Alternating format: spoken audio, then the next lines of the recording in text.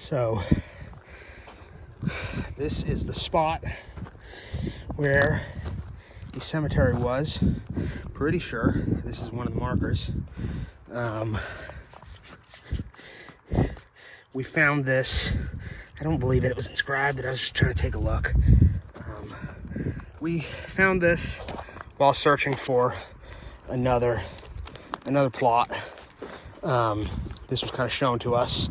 This land here went for auction. Had been in a state for a while and was auctioned off. And I wanted to make a quick video because it really highlights the importance of surveying documentation. You know, I love to reset markers and do all that, but the real value added, I think, is the documentation and preservation. I don't know, we didn't do the digging at the time, and I'm sure we will dig in at some point. You know, we made a note of just what was, you know, that this was the spot of a cemetery. You know, we contacted the folks, the people, the caretakers, I guess, of the property, and they had indicated, you know, when we said we were looking for a cemetery, here it is. It was not the spot of the one we were looking for. I noted that this got sold, it's got auctioned. They're just throwing up houses left and right up there, coming right down here. It looks like they've already begun laying out stuff there. It's curious that these bales were left here, so I'm not really sure what exactly is going on here. But what I do know is that there were burials here, at least 3, and this is what's left. I kind of dug that one up. I'm pretty sure I have a photograph, video that will indicate that is one. This could be another one right here. I don't know. You know, I recall us kind of going around the bales. I got stung by yellow jackets while I came here the first time. The bales were kind of lined up. There was trees here. I'm standing in a spot that had trees, which probably housed a burial ground of, you know, undeterminate size. So we could see 3 clear head and foot stones, but it's gone now. I have no idea whether the folks who did the clearing were aware. I suspect not. It's not obvious.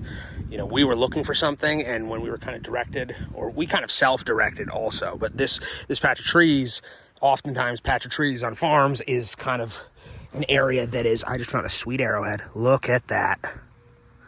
That's cool. Anyways, oftentimes well, something good comes out of it. Oftentimes the patch of trees are left around the graveyards, and that kind of helps preserve them over time because those trees grow up and, you know, there's no, it's not easy to just doze them. Now with modern equipment, that's no longer the case, and you know, all it takes is I got a track loader at home. I could have cleared this in you know, 3 or 4 hours, and that's clearly what happened. What kind of makes me a little frustrated about this in particular is that the day of there was a zoning rehearing. I actually sent an email to a couple of the supervisors, telling them that, you know, I don't have a stake in this, you know, just interested in preserving history, but want to make you aware that there is a cemetery on that. I have no idea if that went anywhere. So, I mean, as I said, I suspect that the folks who did this didn't know.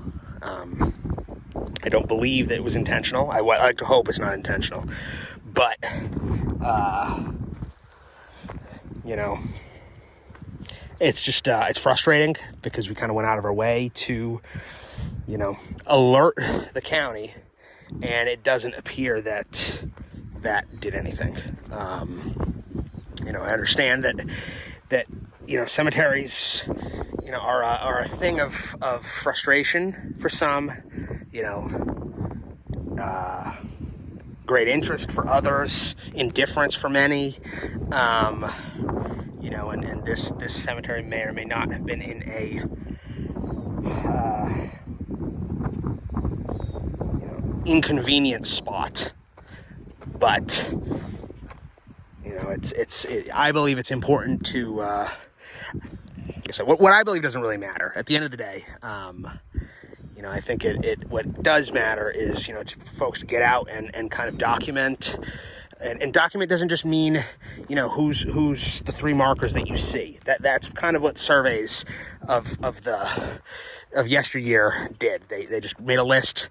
You know, some folks might have gone and did some grave rubbings, and wrote some names and called it a day.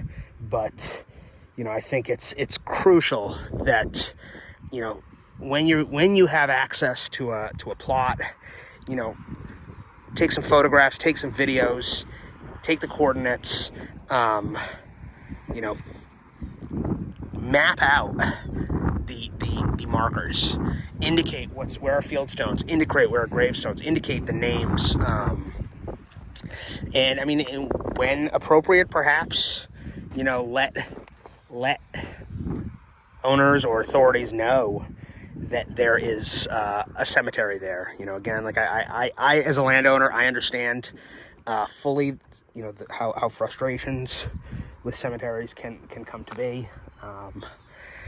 But I mean, the law is the law. The law is in Virginia is, you know, it is a felony to disturb a cemetery. So I mean, the letter of the law, like a crime has been committed here, as far as I'm concerned. And again, I'm a little frustrated with it because we did alert some folks.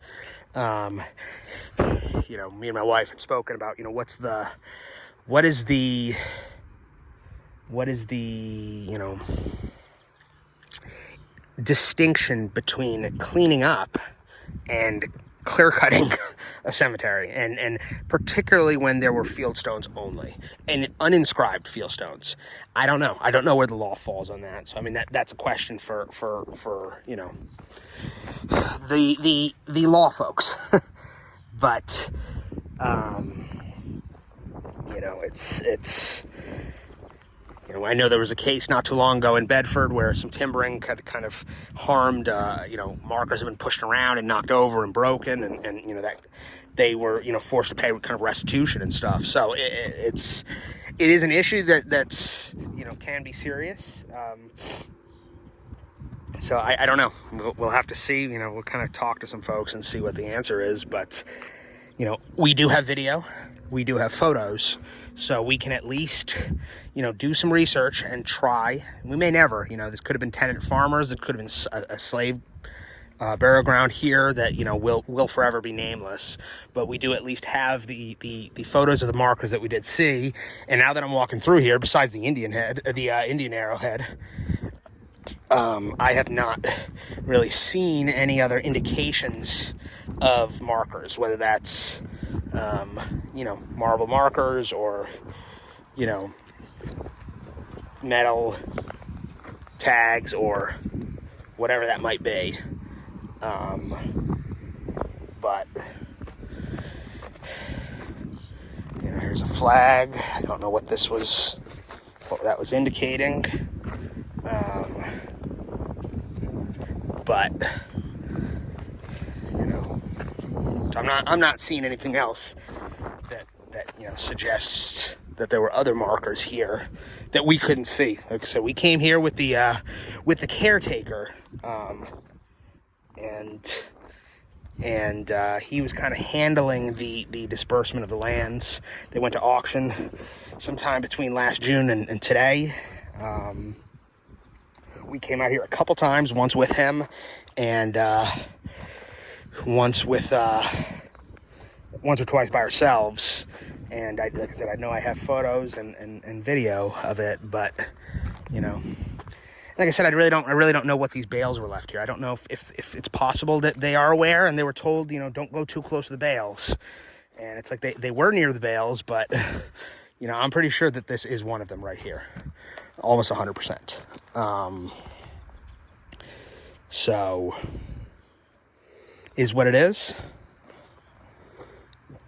You know, it's just one of those things, I guess. But, you know, I'm just making this video. I really wanted to. I drove by here last night, and I was kind of shocked to see that the trees were gone. I just wanted to kind of make a video to highlight the importance for folks to get out and, you know, write down what the layout is, because all it takes is this. And, you know, even if someone comes here and kind of marks this on a survey or a plat, and you know, they don't come over here and doze it and put a house, I mean, like, this is right in line with those houses, so my suspicion is a house coming here next.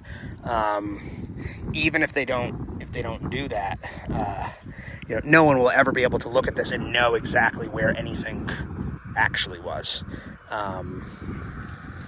You know, this has been completely moved and turned around. So a plat, a survey of the cemetery is worth its weight in gold. I think that there's it's underrated, the value of where people are buried relative to each other, and that's something that is completely absent from, you know, Find a Grave and most surveys that don't involve a map. So yeah, I mean, I'm sure I'll make an update on this, because this is pretty wild to kind of see what has happened here. You know, again, in the context of us having sent that email to the politicos in Bedford about it on the day of. So it wasn't a random notice that just said, hey, like, you know, there's a cemetery somewhere in Bedford that. No, it was the hearing was happening that day. So anyways, kind of a little bit of a somber one, but just something to keep in mind, that destruction is not a thing of the past. It's happening actively. You know, and I'm not going to sit here and critique destruction or movement of cemeteries, you know, disinterment and moving them elsewhere. But I mean, I do think it's important that, you know, things are done with transparency above board, and with at least the ability for, you know, the history here is in the markers. The history here is in the placement. The history here is, you know, is in that, and that can be captured. You know, you can't, the solemnness of the site, the importance to the descendants or the community, you know, that is what it is, and that's underground. I mean, it's both underground and in the history, but what is tangible and is documentable and capturable is the